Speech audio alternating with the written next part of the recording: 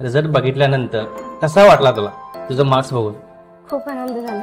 पहिला फोन मी मम्मीला केलेला. मम्मीचं रिॲक्शन काय होतं त्यावेळेस? खूप आनंद होती ती. असं काही टाइम टेबल बनवले होतेस का की ह्या टायमामध्ये मी अभ्यास करणार, ह्या टायमामध्ये मी घरची कामं करणार, असं काही टाइम टेबल होता का? असं टाइम टेबल काही बनवलं नव्हतं, पण मनात एक ठरवलेलं त्या टायमिंगला करायचं ते पाळत होते. इंग्रजी विषय तरी आपल्या खेडेगावामध्ये पोरांना भरपूर कठीण जातोय, आणि अशा कठीण सब्जेक्ट विषयाबद्दल तू कसं हाताळेस? शिक्षकांशी विचारपूस करायची, म्हणजे जे कठीण जातं ते शिक्षकांना विचारायचं, त्यांच्याकडून समजून घ्यायचं. इंग्लिश विषय आहे ना, इंग्लिश विभाग कठीण असतो, त्याला मार्क्स पाडण्यासाठी पण अवघड असतो. पण ती इंग्लिशची तयारी कशी केली? जेव्हा ते शिकवत होते तेव्हाच ते स्टार्टिंगपासूनच नीट समजून घेत. बाकी आवडते शिक्षक कोण आहेत? तुम्ही अभ्यास करताना आणि परीक्षेमध्ये असं काही चुका केला आहे की आता येणाऱ्या 10वीचे बॅच आहे त्यांना एक मार्गदर्शनासाठी विचारतोय की असं काही चुका केले, पण ती चुका आता तू सुधारण्यासाठी आता येणाऱ्या बॅचेसाठी काय सांगू शकतो?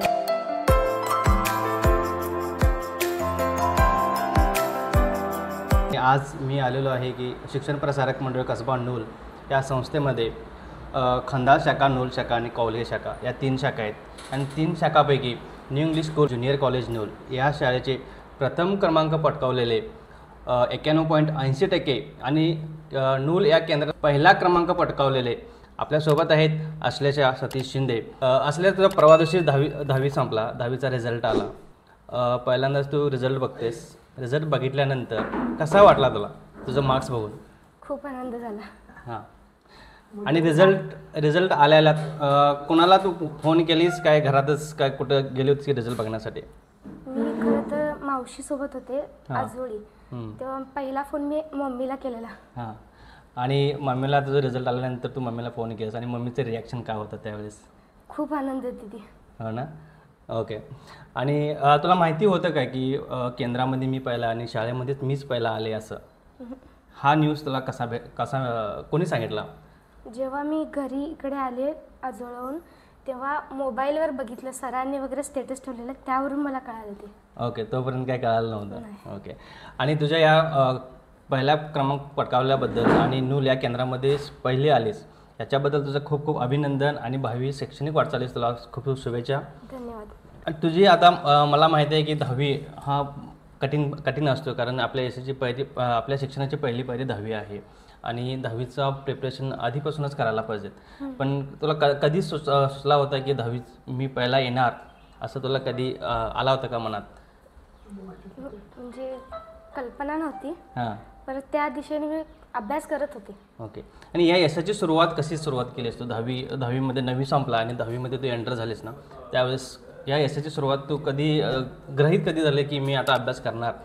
जेव्हापासून आमच्या शिक्षकांनी शाळेत म्हणजे मेच्या सुट्टीत जे क्लास चालू केले, तेव्हापासून मग कंटिन्युअस हे करायला चालू केले, अभ्यास करायला चालू केले. आणि या यशामागे कुठे क्लासेस वगैरे केले होते का? क्लासेस म्हणजे तन्नवडीचे आरगुळे सर, त्यांच्याकडे मॅथ्सचा क्लास लावलेला, मॅथ्स आणि इंग्लिश ग्रामरचा क्लास लावला होता. आणि ह्याच्यामध्ये ना आपण एक टाइम टेबल बनवला असतो प्रत्येक स्टुडंटचा, प्रत्येक विद्यार्थीनीचा. ते एक असतो की टाइम टेबल हवा असतो, है ना.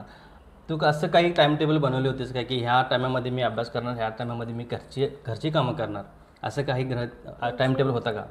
तसं टाइम टेबल काही बनवलं नव्हतं, पण मनात एक ठरवलेलं त्या टायमिंगला करायचं ते पाळत होते. बरोबर. आणि त्या टाईममध्ये आणि रोज किती तास अभ्यास करायचा? रोज सकाळी क्लासचे ते 2 तास आणि संध्याकाळी 7 ते 10. ओके. 4 तास अभ्यासाला द्यायचं, बाकीचं काम ते ट्युशन असो आणि घरची काम आहे. आणि ह्याच्यामध्ये ना आपल्याला भरपूर असे विषय असतात, 7 विषय असतात. त्याच्यामध्ये कठीण सब्जेक्ट पण असतोय, गणित म्हणा, बीजगणित, भूमिती, इंग्रजी विषय तरी आपल्या खेडेगावामध्ये पोरांना भरपूर कठीण जातोय, कारण क्लासेसशिवाय चालत नाही. आणि अशा कठीण सब्जेक्ट विषयाबद्दल तू कसं हाताळेस? शिक्षकांशी विचारपूस करायची, म्हणजे जे कठीण जाते ते शिक्षकांना विचारायचं, त्यांच्याकडून समजून घ्यायचं, मैत्रिणींसोबत संवाद साधायचा. बरोबर. आणि यूट्यूबला वगैरे असे व्हिडिओज येतात, त्यामधून समजून घ्यायचं, असं हे करत. ओके. आणि मला असं विचारायचं आहे की इंग्लिश विषय आहे ना, इंग्लिश विभाग कठीण असतोय आणि त्याला मार्क्स पाडण्यासाठी पण अवघड असतोय, पण ती इंग्लिशची तयारी कशी केलीस? जेव्हा ते सर शिकवत होते तेव्हाच ते स्टार्टिंगपासूनच नीट समजून घेत पुढचं ते विकेट दिलं, म्हणजे प्रॅक्टिस करायचं, ओके, नीट समजून घ्यायचं, होईल तेवढे सराव करायचा. बरोबर. मग त्यावरून जे इंग्लिश ग्रामरचा वगैरे तुम्ही सराव भरपूर केलेच है ना. आणि आता तुम्हाला असं झालं की आता फॉर्म भरला आहे 10वीचा, बोर्डाचा फॉर्म भरलेला आहे आणि परीक्षा आधीचा तणाव कसा होता की आता काय होणार, आता बोर्डाची केंद्र तर आपल्यासाठी आणि आपले सर्व नूल ही केंद्र CCTV कव्हरेज होता, पण कसा तणाव होता, भीती वाटली होती का? खूप. हां, त्यामध्ये सगळे म्हणजे अभ्यासाचा जरा अभ्यास कमी झाला असं वाटत होतं. हां, त्यात सगळे CCTV स्क्वॉड येणार म्हणून सरांनी सांगितलेलं, मनावर तणाव भरपूर आलेला, हां, पण तरी पण आपल्याला स्वतःला रिलॅक्स ठेवून हे केलं. ओके. या तणावामध्ये तू कधी घरच्या आई वडिलांच्या बरोबर म्हणा, आजी आजोबांच्या बरोबर, असं फ्रेंड्स बरोबर कधी बोलली होती का असं आहे, काय होणार पुढं, आणि आता एक्झाम 2 दिवसामध्ये आहेत? मैत्रिणीसोबत हे केलं, हां, बोललो. ओके. आणि आता 91.80% आणि केंद्रात पहिला, या यशामागे पालकांचा आणि शिक्षकांचा किती मोठा वाटा आहे? त्यांचा खूप वाईट आहे. त्यांच्यामुळे म्हणजे घरात शांत वातावरण अभ्यासासाठी त्यांनी निर्माण करून दिलं, प्रेरणा त्यांच्याकडूनच मिळाली, ओके, त्यामुळे मग शक्य झालं. ओके. आणि शिक्षकाबद्दल काय बोलू शकतो? शिक्षकांनी त्यांनी नेहमीच मार्गदर्शन केलं, त्यामुळे मग मला म्हणजे उत्साह जास्त आला बरोबर. अभ्यास करायला. ओके. आणि मी विचारू का की आवडते शिक्षक कोण आहेत इंग्लिश स्कूलमध्ये? Shinde sir. Shinde sir, okay. आता घर म्हटलं आम्ही खेडेगावमध्ये आहे आणि आईवडील शेतकरी, असं आपल्याला वाटतं की अभ्यासाव्यतिरिक्त खेळ असो आणि घरची कामं आणि तुझा छंद, ह्याच्यामध्ये अभ्यास आणि कसा मॅनेज कसा केलंस? म्हणजे जे मी मनात वेळापत्रक ठरवलेलं त्यानुसार सकाळचं जे हे होत होतं, जसा वेळ भेटेल तसा अभ्यास करत जायचं, काही कंटाळा आला की खेळ छंद हे करायचे, कामं करायचे, असं हे करत होते. ओके. आणि आईवडिलांचा सपोर्ट कसा होता की आता अभ्यास जवळ आलेला आहे, एक्झाम जवळ आलेला आहे, का अभ्यास कर असा तणाव होता की खेळाला पण सपोर्ट केले होते आईवडील? खेळाला पण सपोर्ट होता. आणि आवडता खेळ? Kabaddi. Kabaddi, okay. New English स्कूलमध्ये तरी हॉकी हा पंढरीचा आहे, आणि ह्याच्यामध्ये कधी ट्राय केली होती की आम्ही पण हॉकीला जाऊ आणि जॉईन करू असं? नाही. तुम्ही अभ्यास करताना आणि परीक्षेमध्ये असं काही चुका केला आहे की आता येणाऱ्या पिढीला, आता येणाऱ्या 10वीचे बॅच आहेत ना, त्यांना एक मार्गदर्शनासाठी विचारतोय की असं काही चुका केले, पण ती चुका आता तू सुधारण्यासाठी आता येणाऱ्या बॅचेसाठी काय सांगू शकशील? प्रश्न लक्षपूर्वक वाचायला हवा आणि अक्षरांचे सुवाच्य अक्षर सुटसुटीतपणा आणि खाडाखोड नसावी पेपरमध्ये. ओके. आणि मन शांत असावं, जेणेकरून उत्तर अचूक लिहिता येईल. ओके. आता मी ऐकल्याप्रमाणे ना एक्झाम पेपर हातामध्ये आला की काही जण बोलतात की पहिले प्रश्न सगळं वाचून घ्या, पहिल्यापासून ते लास्टपर्यंत, मग तुम्ही लिहिण्यासाठी स्टार्ट करा. हे वर्क होईल का? कारण कमी असतोय, प्रेशर असतोय, काय आपण प्रश्न वाचून उत्तर लिहिणं योग्य आहे की का पूर्ण प्रश्नपत्रिका आहे ना ती सर्व वाचून मग नंतर ना आपण स्टार्ट केलं तर बरं? स्टार्टिंगपासूनच लिहित गेलं तर चालतं. जे आपल्याला समजत नाही, उत्तर ज्याची येत नाही, त्याच्यासाठी काही जागा सोडून पुढचं जे आपल्याला येते ते पहिला कव्हर करून घ्यायचं, आणि नंतर मग जे आपल्याला येत नाही त्यावर कॉन्सन्ट्रेट करून त्याचं उत्तर लिहायचं. ओके. आणि बीजगणित, भूमिती हे तरी स्कोरिंग सब्जेक्ट आहेत, पण ह्याची तयारी कशी केली? त्याचे जास्तीत जास्त सराव, फॉर्म्युले वगैरे, पाठांतर, आणि सर सांगतील तसं म्हणजे समजून घेणे जास्तीत जास्त. कुठली पायरी कशी लिहायला पाहिजे ते सगळं समजून घ्या, स्टेप वाईज समजून घ्यायला पाहिजे. बरोबर.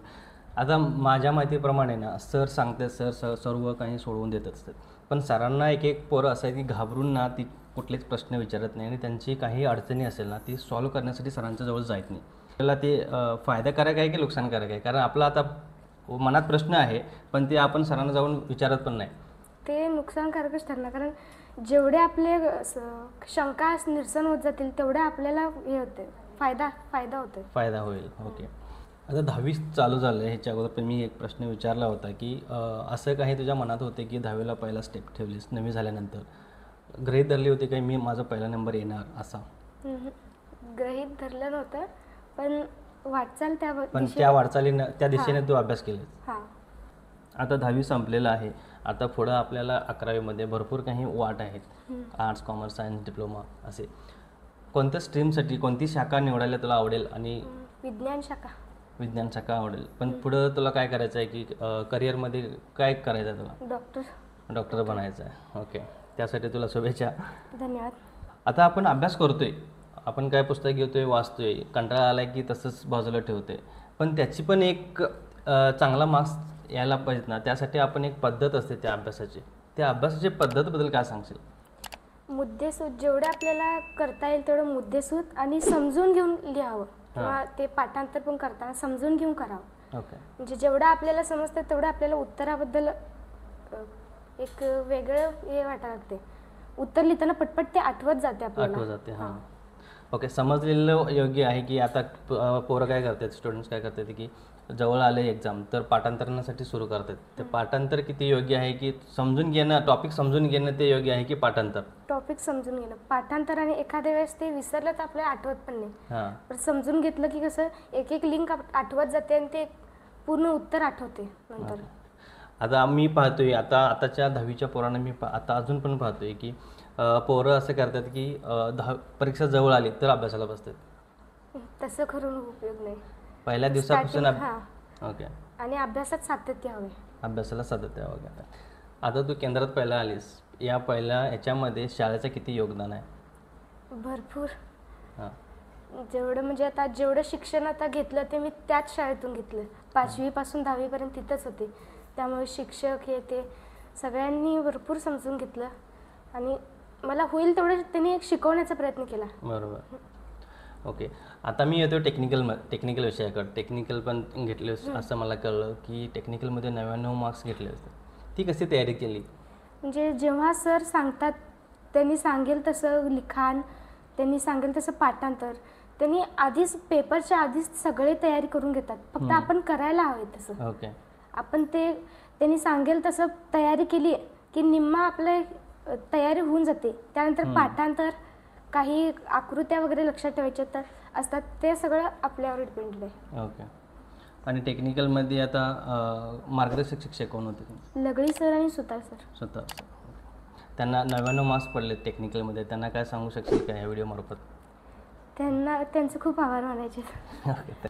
आता अभ्यास म्हटले तर ते एकाच दिशेने जातोय. अभ्यासा व्यतिरिक्त दुसरा काही आवडते का? छंद म्हणजे चित्रकला आणि खेळ. चित्रकला आणि खेळ. आता परीक्षा म्हटलं तर आपल्याला भीती वाटते. ती भीती कशी घालवली? होईल तेवढं स्वतःला शांत ठेवायचं आणि म्हणजे जे महत्त्वाचं आहे ते पाठांतर, वाचन आणि स्वतःला रिलॅक्स ठेवायचं, स्वतःवर विश्वास ठेवून पेपर लिहायचा शांतपणे. ओके. आता शेवटचा प्रश्न असा आहे की आता येत्या बॅचेसला, 10वीच्या बॅचेसला तू काय सांगशील की काय संदेश देऊ शकशील की कसा अभ्यास करायचा, अभ्यास कसा करायचा आणि तो आपण चांगल्या मार्क्साला कसं कन्वर्ट करायचा? मी एवढंच सांगेन की त्यांनी सुरुवातीपासून अभ्यास करायला चालू करायचं आणि त्यात अभ्यासात सातत्य हवं. 1 दिवस 2 दिवस चुकवून असं चालणार नाही ते. ओके. पहिल्यापासूनच जर सुरुवात केली तर शेवटपर्यंत चांगला होईल तो शेवट. ओके. थँक्यू सो मच तुझा किमती समय दिल्याबद्दल. आणि Ashlesha Shinde new English school Nool शाळेमध्ये शिकले आणि पहिल्या आपल्या केंद्रामध्ये पहिली पास आपल्या शाळेचीच आहेत आणि त्यामध्ये पहिला क्रमांक पटकवून यश मिळवलेलं आहे. आणि पुढं यांचं ध्येय आहे की डॉक्टर बनायचं आहे. शुभेच्छा आहे त्यांना, मनपूर्वक शुभेच्छा. आणि तुला शाळेमार्फत आणि सर्व आईवडील आणि शिक्षकामार्फत आणि आमच्या यूट्यूब चॅनलमार्फत तुला शुभेच्छा आहे. आणि हा व्हिडिओ तुम्ही जास्तीत जास्त शेअर करा आणि धन्यवाद. Thank you so much.